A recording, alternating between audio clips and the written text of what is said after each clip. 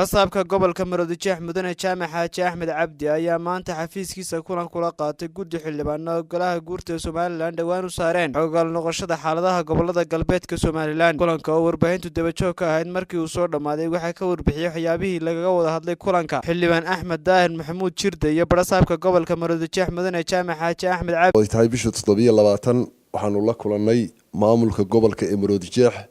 annagoo ah guddigii gobolada galbeedka oo maanta aan la kulanay gobolka Maroodijeex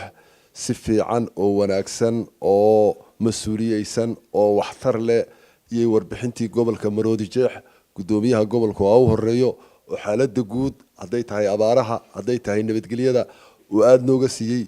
isduwo walbana wuxuu noo siiyay wasaaraddiisa wixii xog aha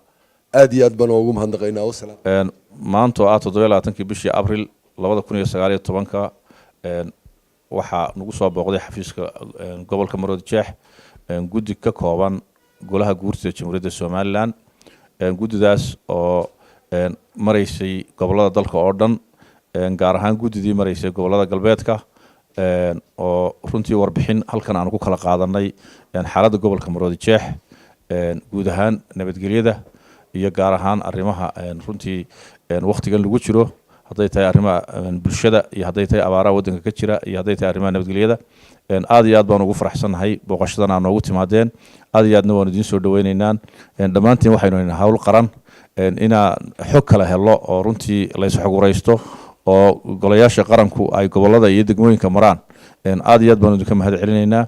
runtii warbixintii isduwayaashu ay siiyeen iyo warbixintii gobolkana dawad qaadateen wixii kale faahfaahin aad nooga baahataan qoraalana waan siinayna hadii alla idmo aad iyo aad baad mahadsantihiin Ibrahim Cabdiraxmaan Ibrahim Jokri Aadan Madani telefishinka Badda Cas Hargeysa